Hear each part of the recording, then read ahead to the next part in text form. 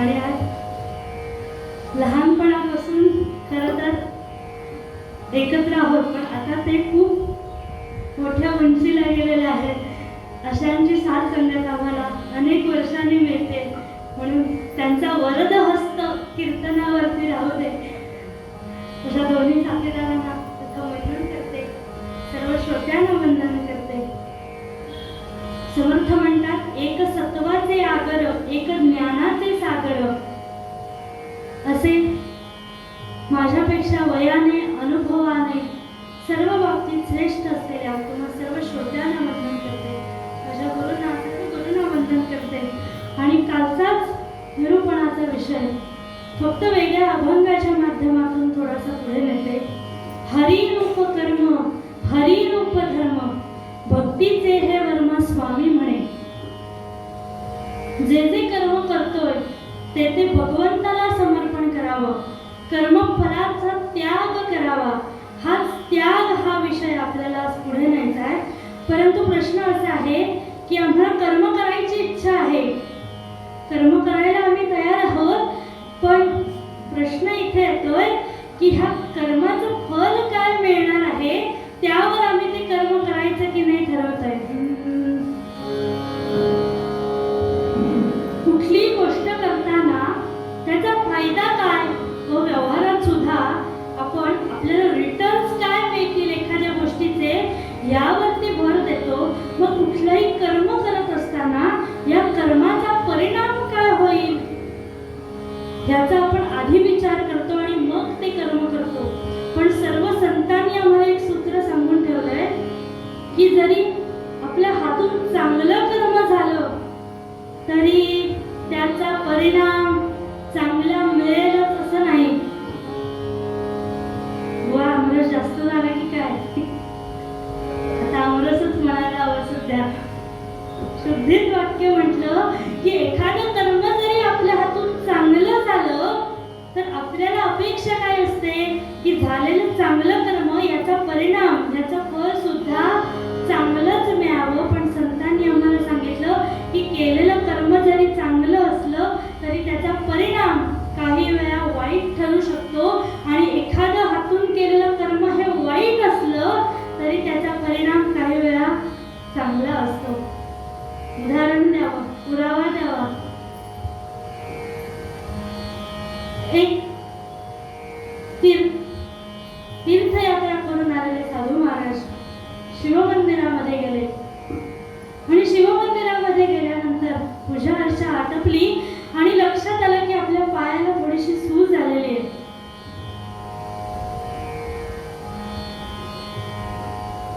म्हणून एका खांबापाशी बसले आणि विचार केला की खरंच पायाला सूज आली, काहीतरी औषध लावायला हवं, काहीतरी उपचार करायला हवेत. आणि इतक्यामध्ये समोरून एक सत्गृहस्थ येत होते. विचार आला, साधू महाराजांचे पाय सुजलेले दिसत आहेत, म्हणून विचार आला की महाराजांच्या पायाला थोडंसं तूप लावावं. म्हणून घरातून तुपाची वाटी घेऊन आले आणि हे तूप साधू महाराजांच्या पायाला लावलं. गुरूंची सेवा करावी या हेतूने हे तूप महाराजांच्या पायाला लावलं. आता मला सांगा, केलेलं कृत्य चांगलं की वाईट? कर्म चांगलं, पण परिणाम असा व्हावा की त्या तुपाला, पायाला लावलेल्या तुपाला मुंग्या आल्या, परिणाम. केलेलं काम चांगलं पण परिणाम वाईट. आणि त्याच काही काळानंतर एक कुकर्म करणारा, दुष्कृत्य करणारा मनुष्य तिथे आला आणि त्याने काय करावं, ऊस खात होता आणि त्या ऊसाचा चोथा हा साधू महाराजांना फेकून मारला.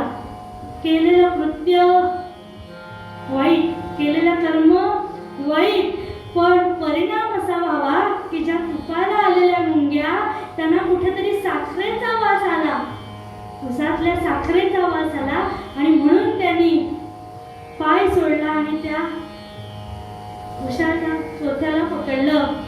केलेलं कृत्य वाईट पण परिणाम चांगला. म्हणून सर्व संतांनी आम्हाला कर्मफल, मग ते चांगलं असो किंवा वाईट असो, प्रथम त्या कर्मफलाचा त्याग करायला आम्हाला सांगितलं.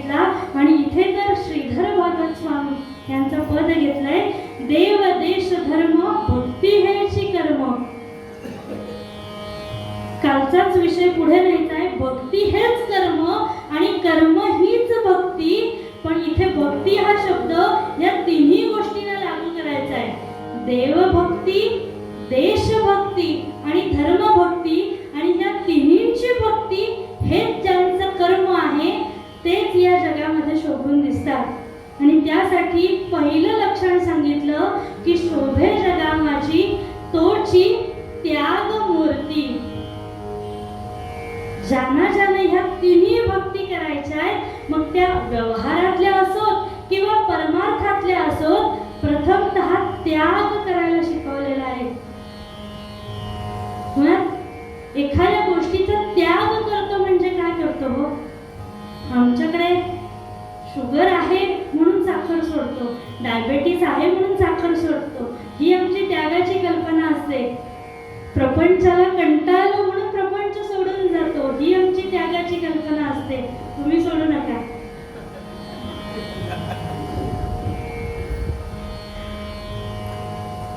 एखादी गोष्ट आम्हाला जमत नाहीये किंवा आम्हाला ती नको आहे करायला म्हणून आम्ही ती गोष्ट सोडून देतो. पण आम्हाला सर्व सज्जनांनी संतांनी सांगितलं की त्याग म्हणजे प्रथमतः स्वामित्व सोडणं.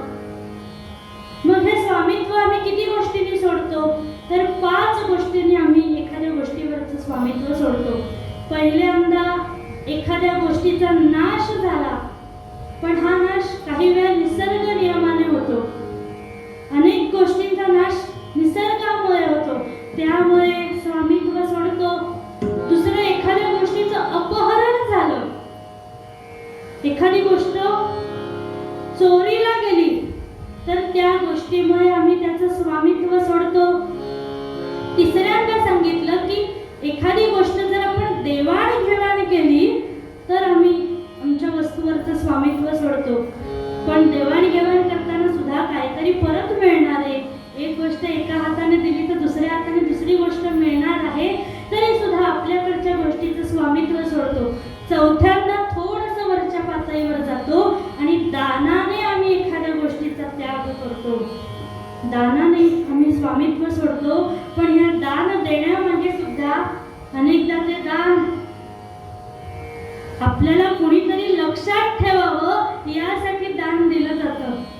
पाट्या गावं लागतात, किती जणांची नावं, किती रुपयांची नावं, त्यामुळे आम्हाला कोणीतरी लक्षात ठेवावं आणि दान दिल्याचा अहंकार आहे म्हणून स्वामित्व सोडलं जातं. आणि या सगळ्या गोष्टींच्या वरती येतो तो त्याग. स्वामित्व त्यागाने कसं सोडलं जातं? तर सगळे संत सज्जन सांगतात की त्याग करणे म्हणजे प्रथमतः आमच्या मनामध्ये असलेले हे 6 विकार, या 6 विकारांचा त्याग करणे, निस्संग होणे, याला त्याग म्हटलेलं आहे. आणि सर्वात पहिल्यांदा ज्या गोष्टीचा त्याग करायचा आहे तो म्हणजे अहंकार. बाकी सगळ्या गोष्टी भगवंताच्या चिंतनाने सोडता येतात. पण अहंकार असा आहे की हा अहंकार भगवंताचं नाम घेतोय पण त्यातला मी सुद्धा कुठे जात नाहीये. धनश्री लेले अनेकदा सांगायच्या की जे बासरी बनवणारे व्यक्ती आहेत, त्या बासरी बनवणाऱ्या व्यक्ती पंचमी, नवमी, दशमी, सप्तमी या तिथींना बासऱ्या बनवत नाही. त्यांना प्रश्न विचारला की काय या तारखांना तुम्ही बासरी बनवत नाही? तर त्यांनी उत्तर दिलं की या तिथींमध्ये सुद्धा मी आहे, म्हणून आम्ही जे माझं नाही त्याचं आहे. जर आम्ही ते आमचं म्हणून बनवलं तर त्याचे सूर कसे येणार त्यातून? म्हणून मी सूत्र श्लोकाला मी माझे मावो सलवा तू तुझे उगवो आता. माझ्यातला अहंकार, माझ्यातला मीपणा गळून पडू दे. आणि असे अहंकार किती जणांना झाले हो? सर्वश्रेष्ठ उदाहरणं आहेतच. पण महाकवी कालिदासाला सुद्धा अहंकार झालेला होता. कथा सगळ्यांना माहिती असेल पण पुनरावृत्ती करते. महाकवी कालिदासाला सुद्धा अहंकार झाला आणि इतका अहंकार झाला की माझ्यापेक्षा श्रेष्ठ नाटककार, माझ्यापेक्षा श्रेष्ठ कवी या जगात होऊच शकत नाही असा विचार मनात आला. आणि एक दिवस बाहेर पडलेला कालिदास तहान लागली म्हणून पाणवठा शोधतोय, पाणी शोधतोय आणि एका विहिरीजवळ एक वृद्ध स्त्री पाणी भरताना दिसली. म्हणून जवळ गेला आणि विचारलं, माते मला थोडंसं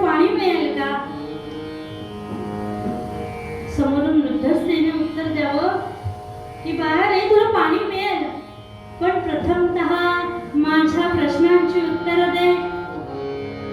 प्रथमतः माझ्या सगळ्या प्रश्नांची उत्तर दे, मग तुला मी पाणी द्यायला तयार आहे. म्हणून पहिला प्रश्न केला, बाबा रे तू कोण आहेस? तू कोण आहेस?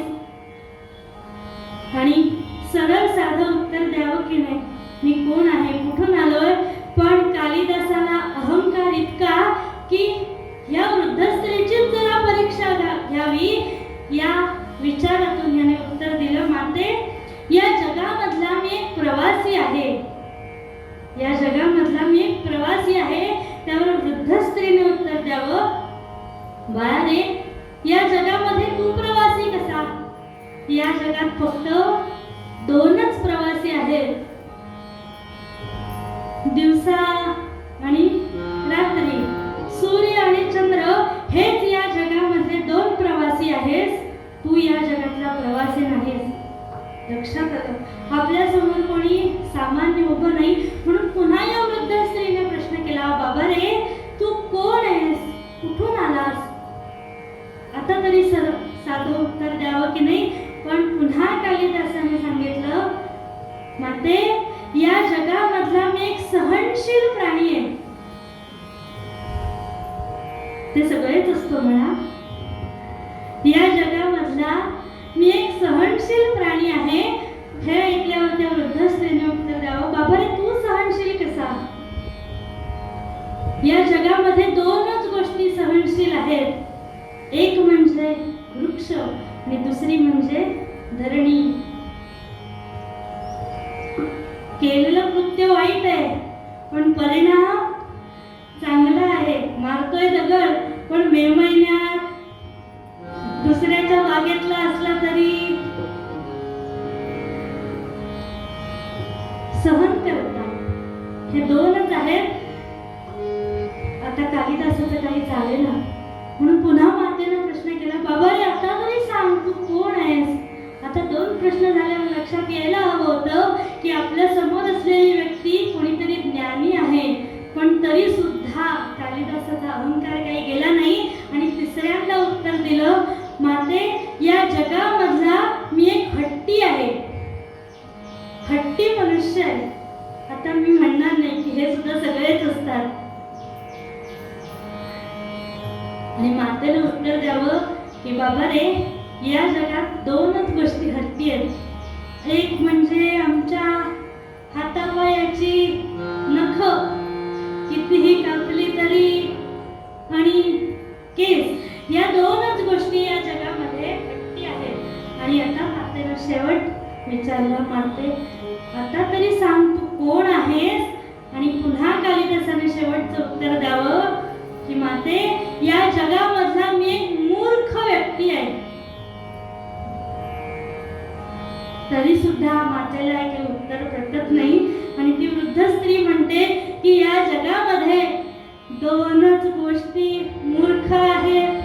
सर्वांची क्षमा मागते आणि पुढचं उत्तर देते. आणि वृद्ध स्त्रीने उत्तर द्यावं की या जगामधल्या दोन मूर्ख गोष्टी कुठल्या?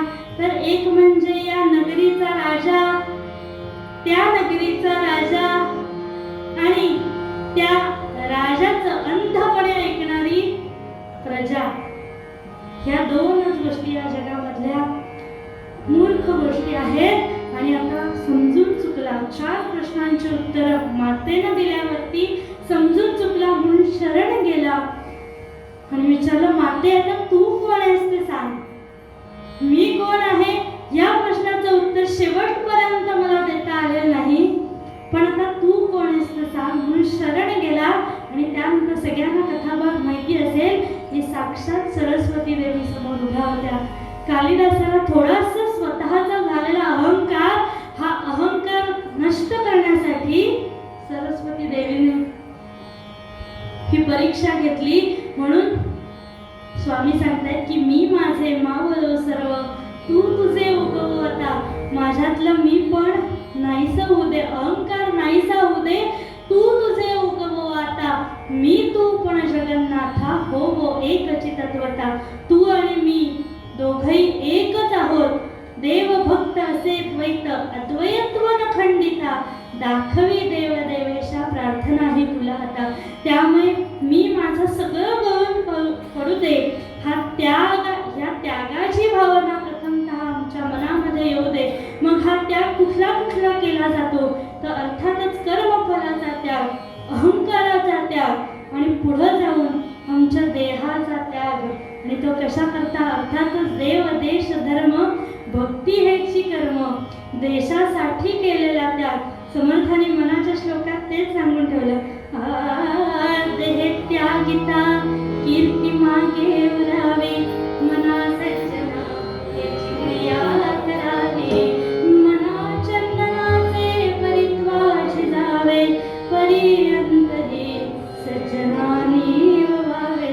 समर्थ सुद्धा एक एक शब्द किती निवडून देत आहे. देह त्यागिता कीर्ती मागे उरावी, मना सज्जना हेची क्रिया करावी, मना चंदनाचे परित्वाज जावे. उपमा दिली, झिजायचंय पण कुणासारखं? तर चंदनाप्रमाणे आम्ही सुद्धा झिजतो. पण घरात 200 माणसांचे लाडू तयार आहेत, पण खायला कोणी नाही म्हणून वाटून टाकले.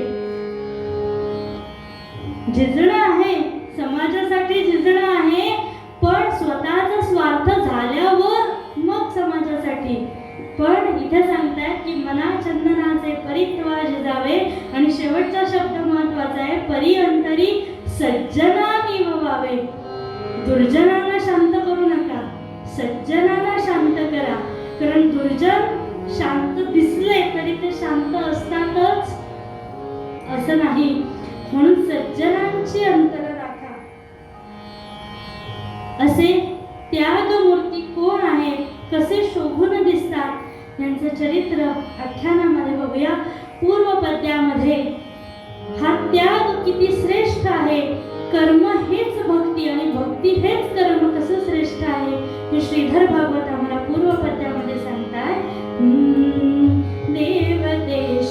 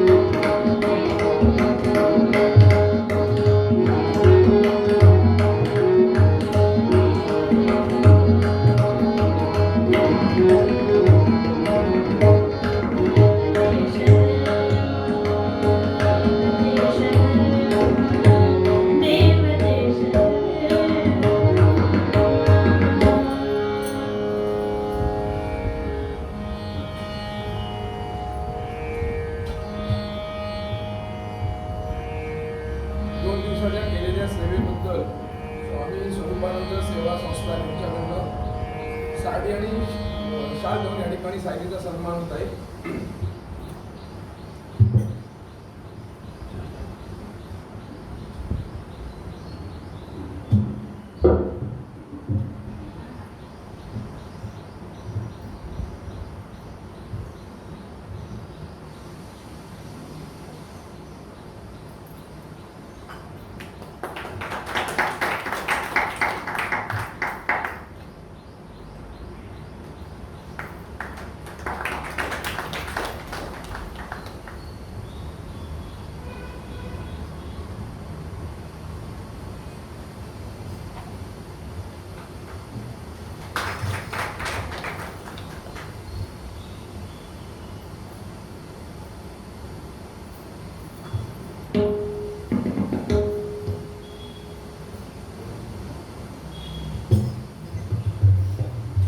नमस्कार. अखिल भारतीय कीर्तनकुल शाखा रत्नागिरी आणि अध्यात्म मंदिर स्वामी स्वरूपानंद सेवा मंडळ बाबासाहेब रत्नागिरी यांच्या संयुक्त विद्यमाने या ठिकाणी साजरा होत असलेला गरजा जयकार क्रांतीचा भारतीय स्वातंत्र्याच्या अमृत महोत्सव वर्षानिमित्ताने चालू असलेला हा आपला संकल्प ऑगस्ट 2021 ते ऑगस्ट 2022 असा पूर्ण 1 वर्षाच्या कालावधीमध्ये हा चालू आहे. प्रत्येक महिन्याचा 4था शनिवार रविवार. पुढच्या महिन्यामध्ये या ठिकाणी आपली कीर्तन सेवा सादर करणार आहेत हरिभक्त प्रणश्री महेश काणे. त्यांचा विषय आहे कानेरी बंधू आणि रामशास्त्री प्रभुणे. 25 आणि 26 जून याच वेळेला. येत्या रविवारी म्हणजे 29 मेला 28 तारखेला वास्तविक सावरकरांची जयंती आहे.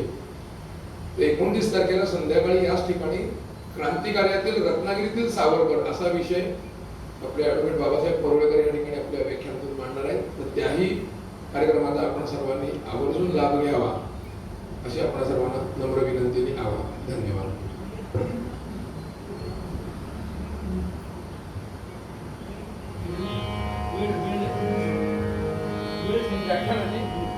हीच वेळ आहे 5:30 ते 6:00.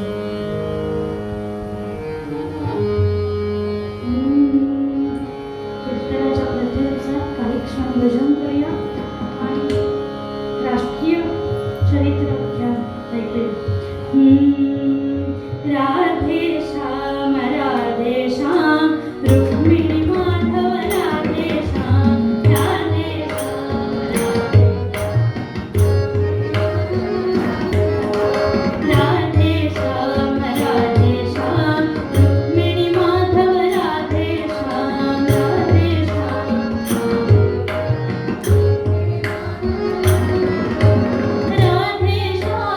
राधे श्याम रुक्मिणी रमणा राधे श्याम राधे श्याम रुक्मिणी रमणा राधे श्याम राधे श्याम रुक्मिणी माधव राधे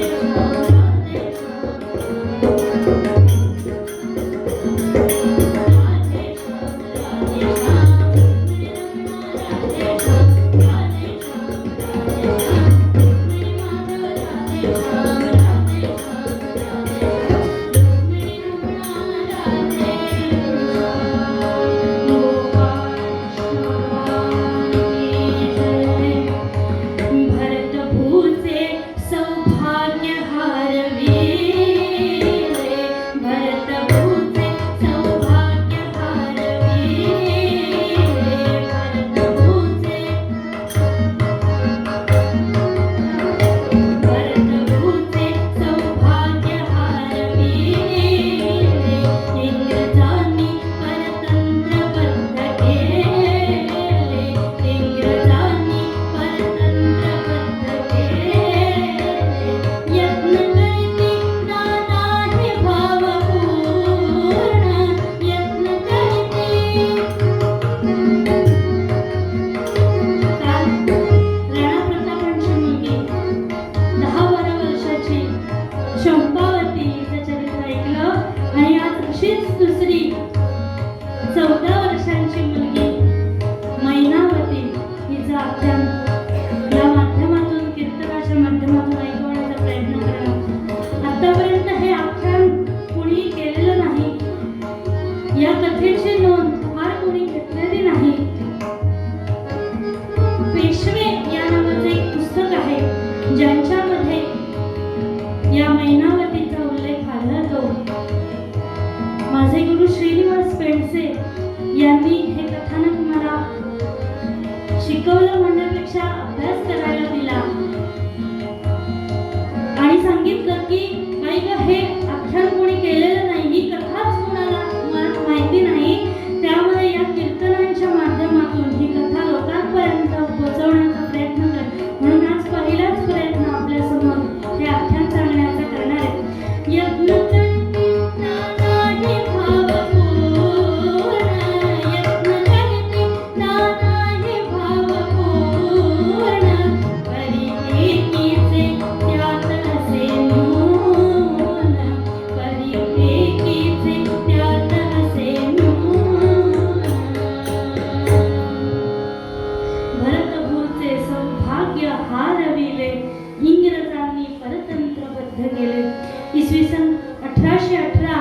पेशवाई बुडाली आणि भारतामध्ये इंग्रजांची सत्ता आली.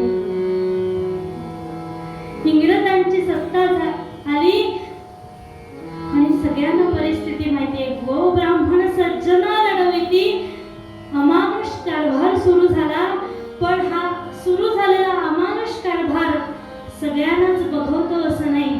काही जण हातावरती हात घेऊन स्वस्थपणे बसून राहिले, पण 3 जण असे होते की ज्यांना या भरतभूचं आपल्या मातेची जी दुर्दशा झाली ती दुर्दशा बघवत नव्हती. आणि ते 3 जण होते नानासाहेब पेशवे, राणी लक्ष्मीबाई आणि तात्या टोपे. मनामध्ये इतकाच विचार आहे, परवशता पाशदैवे ज्याच्या गळ्याला गेला, परवशता पाशदैवे ज्याच्या गळ्याला गेला.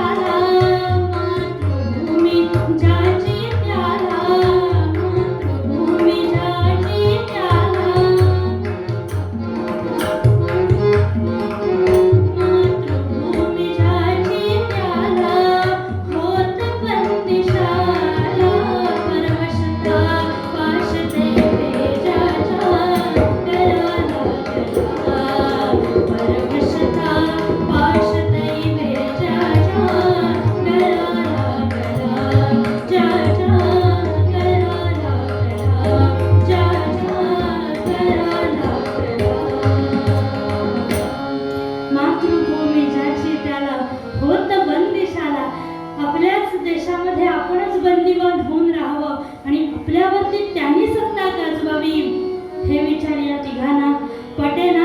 आणि त्यातूनच 1857चं स्वातंत्र्य समर सुरू झालं. अवघी भारतभू हे रणांगण झालं आणि अनेक ठिकाणी या क्रांतीच्या ज्वाला भडकल्या आणि त्यातलं पहिलं बलिदान गेलं ते राणी लक्ष्मीबाईंचं. सेनानी स्वातंत्र्याची रणरागिणी झाशीची, सेनानी स्वातंत्र्याची रणरागिणी झाशीची.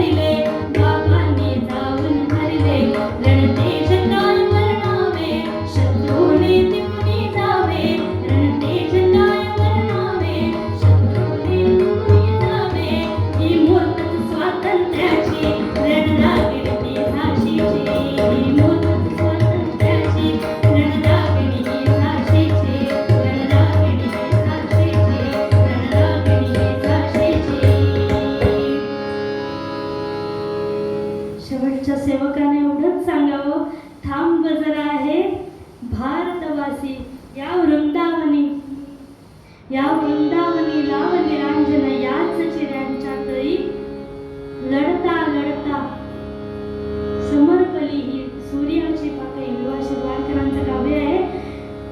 याच वृंदावनाशी नाही चिरा नाही पणती, इथं काहीतरी निरांजन लावून जा आणि हे तेज इथून घेऊन जा. आणि याच तेजानं एक तरुणी भरली. आणि प्रसंग असा घडलाय की राणी लक्ष्मीबाईंचं बलिदान गेलं तरी सुद्धा हे स्वातंत्र्य समर अखंडित सुरू राहिलं पाहिजे. एकाचं बलिदान गेलं म्हणून काय झालं, पुढे हा रणसंग्राम चालू पाहिजे. यासाठी नानासाहेब पेशव्यांनी पुढे आपल्या हातामध्ये हे युद्ध घेतलं आणि त्यानंतर कानपूरवरती लढाई झाली आणि कानपूर पेशव्यांनी जिंकून घेतलं. पण या लढाईमध्ये एकच गोष्ट घडली, ती म्हणजे इंग्रजांकडच्या काही स्त्रिया, काही लहान मुलं आणि काही लहान मुली या मात्र पेशव्यांच्या कैदेमध्ये आल्या. आणि पेशव्यांच्या ताब्यात आल्यानंतर पेशव्यांच्या सर्व सैनिकांनी नानासाहेब पेशव्यांसमोर या स्त्रियांना उभं केलं आणि विचारलं, यांचं काय करायचं, यांची कत्तल करायची का. आपल्या जेव्हा माता भगिनी तिथे जातात तेव्हा त्यांची कत्तल होते.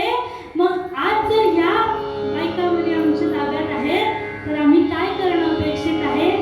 पण नानासाहेब पेशव्यांनी उत्तर द्यावं की आपल्या समोर कुणाचा आदर्श आहे. आपल्या समोर छत्रपती शिवाजी महाराजांचा आदर्श आहे. कल्याणाच्या सुभेदाराची सून जेव्हा दरबारात आणली गेली तेव्हा काय उत्तर द्यावं. मदनाचा मोहक भाग तेथील लताती होती, मदनाचा मोहक भाग दिवाळीचं गावे सुनी बाय जरी मलूल झाली होती, अंतरी शांत दर्शिना अंतरी पुसवित होती. भोसले कुलाचा भूप, भोसले कुलाचा भूप, मध्ये कसे ही निष्पाप, मोहकता चंद्रकलेची कल्याणी कल्याणाची, मोहकता चंद्रकलेची कल्याणी कल्याणाची, मोहकता चंद्रकलेची कल्याणी कल्याणाची. अशीच आमची आई असती तर आम्ही असेच सुंदर झालो असतो. हे शिवप्रभूंचं वचन लक्षात ठेवा आणि आपल्याकडे आलेल्या माता भगिनी यांना सुरक्षितपणे त्यांच्या छावणीमध्ये पोहोचवा. हे आमच्या भारत भूचं सगळ्यात मोठं वरदान आहे.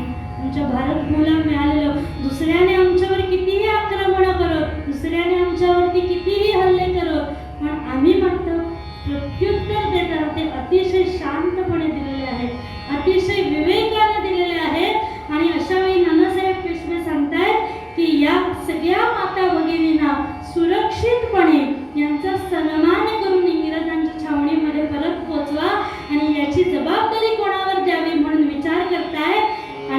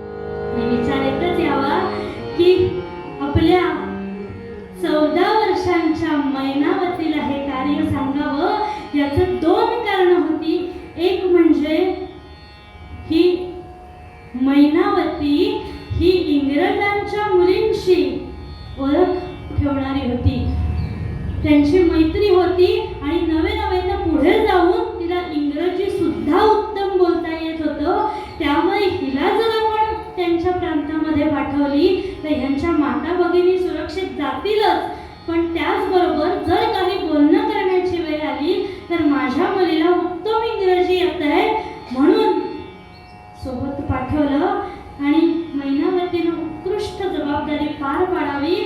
बिठूरला जिथं इंग्रजी सैन्य मिळेल त्या इंग्रजी सैन्यामध्ये या माता भगिनींना पोचवावं आणि आपण परत यावं या विचारातून ही मैनावती सगळ्या जथा घेऊन जाते आणि बिठूरला गेली आणि तिथे इंग्रजी सैन्य तिला मिळालं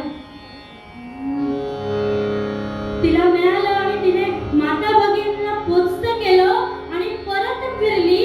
पण इतक्यामध्येच कानपूरला एक घटना घडली की कानपूरला जे लढून जिंकलेलं ते कानपूर होतं ते इंग्रजांनी परत मिळवलं होतं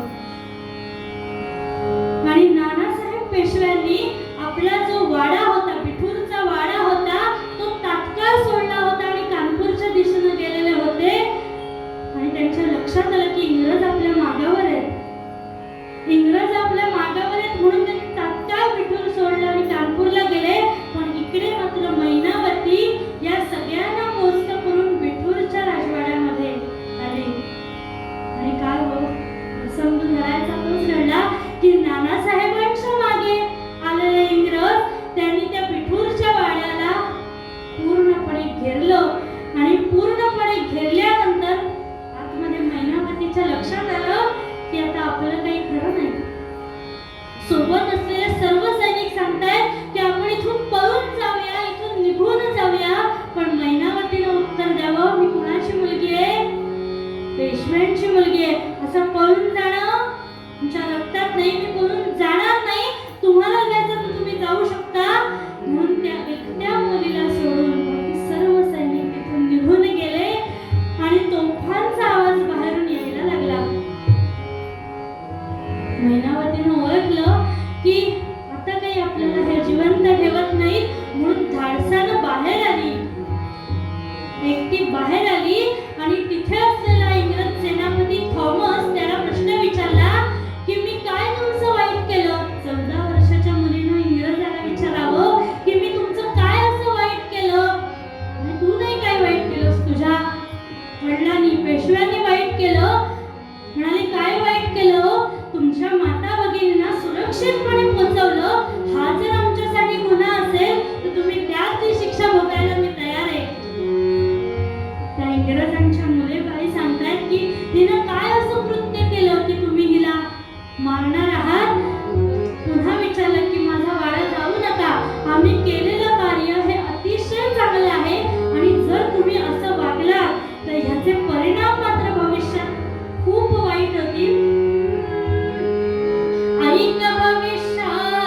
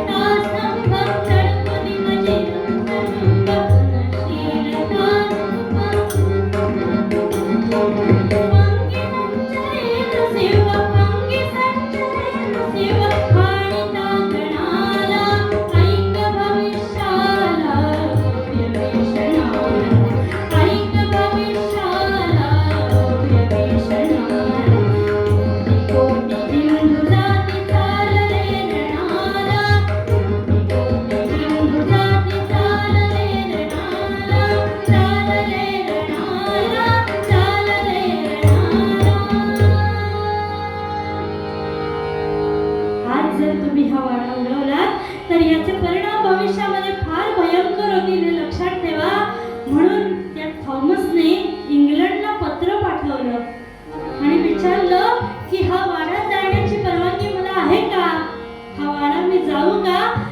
पण त्या क्रूर इंग्रजांनी उत्तर पाठवलं तर वाडा तर जायाच, पण पुढं जाऊन असं त्या पत्रामध्ये लिहिलं की ज्या मुलीनं हे उद्धटपणे उत्तर दिलं त्या मुलीला कैद करा आणि ती कैद केल्यानंतर तिला जास्तीत जास्त तिचे छळ करा. तिच्या समोर तो विठूरचा वाडा उडवून दिला तोफांनी आणि ह्या मुलीला कैद केलं आणि कैद केल्यानंतर पहिला प्रश्न विचारला की नानासाहेबांचा ठिकाणा सांग. या 14 वर्षाच्या मुलीला कैद का केलं तर ह्या कैद करण्यामागे इंग्रजांचा हा डाव होता की किमान आपल्या मुलीला आपण पकडून ठेवलंय म्हणजे तरी नानासाहेब धावत येतील. पण या मुलीनं एकाही अक्षरानं नानासाहेबांचा ठाव ठिकाणा कुठेही सांगितलं नाही. पुन्हा पुन्हा प्रश्न करतायत. कानपूरमध्ये हा खटला चाललाय, हा लढा चाललाय आणि पुन्हा पुन्हा विचारतायत की नानासाहेबांचा ठिकाणा सांग. पण या 14 वर्षाच्या मुलीने ठिकाणा कुठेही सांगितलं नाही. आणि आता हे पत्र पुन्हा इंग्लंडला गेलं. त्या व्हॉइसरॉयला सांगण्यात आलं की मुलीचे कितीही छळ झाले, कितीही काय झालं तरी ही मुलगी आम्हाला उत्तर द्यायला तयार नाहीये. आता आम्ही काय करू. समोरून उत्तर यावं ज्याची आपल्या सर्वांना भीती होती तेच की या मुलीला जिवंतपणे जाळा. 14 वर्षाची मुलगी हे ऐकलं आणि इतकंच म्हणाली की नैनम छिन्नन्ति शस्त्राणि नैनम दहति पावकः चैनं क्लेशयन्त्यापो न शोषयति मारुतः अनादिमि अवध्यमि.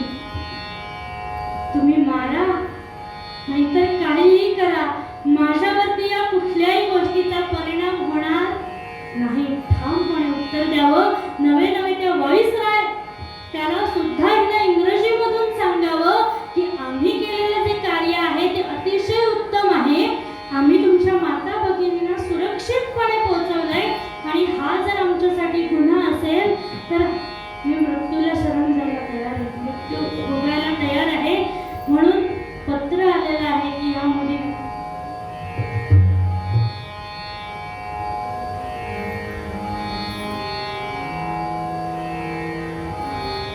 या मुलीला जिवंतपणे जाळा. समस्त कानपूरमध्ये कथा प्रसंग संपलाय. कारण या कथेचा उल्लेख फक्त एका त्या पेशवे पुस्तकामध्ये आढळतो आणि पेशवे कुळातील एकमेव बलिदान दिलेली माहेरवशीण म्हणून या मैनावतीचा उल्लेख केला जातो. कानपूर शहरामध्ये दवंडी पिटवण्यात आली. सगळ्यांना सांगण्यात आलं की उद्या या मैनावतीला जाळलं जाणार आहे, तर सगळ्यांनी बघायला या. काय वृत्त सांगावं हो. इतके निर्दयी, इतके राक्षसी वृत्तीचे हे इंग्रज सगळ्यांना दवंड्या पेटवून सांगतायत की आम्ही कसं मारतो या मुलीला ते बघायला या. आणि वाईट इतकंच की हा प्रसंग बघायला अनेक कानपूरमधली लोक आली. लोक येऊ देत पण येताना कुठलाही मनामध्ये विचार तिला सोडवता कशी येईल, तिला परत कशी देता येईल हा विचार मनामध्ये नाही. आणि इतकाच विचार आहे की या मुलीचं वाईट झालं हे म्हणणारे आपण भरपूर जण होतो. दुसऱ्याचं वाईट होताना बघतो, वाईट वाटतं, पण जेव्हा कृती करण्याची वेळ येते तेव्हा मागे येतो. त्याप्रमाणे 19 जुलै 1857 रोजी सगळ्यांना मैदानावरती जमवण्यात आलं, परेड मैदानावरती जमवण्यात आलं. एका झाडाला या मैनावतीला बांधलं गेलं आणि ते झाड पेटवून देण्यात आलं. वय वर्ष 14. विचार करा मंडळी, आज आपण आपल्या मुलाबाळांना किती लाडाकोडाने वाढवतो.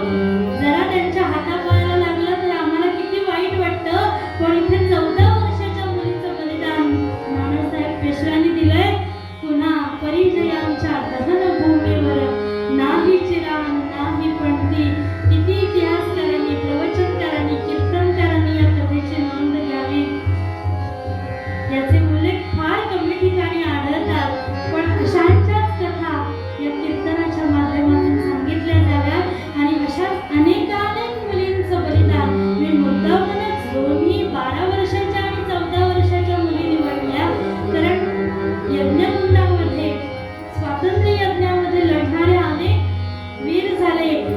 तरी सुद्धा ह्या ज्या मागे राहिल्या त्यांची सुद्धा आठवण या निमित्ताने व्हावी म्हणून ही दोन कथानक आपल्या समोर ठेवली.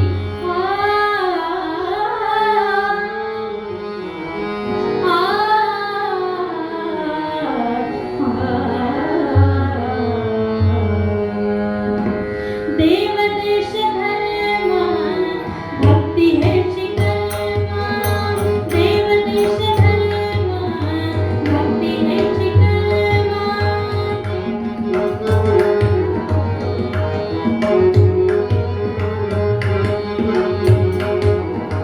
भक्ती हेची कलमा, हेची ज्यांच्या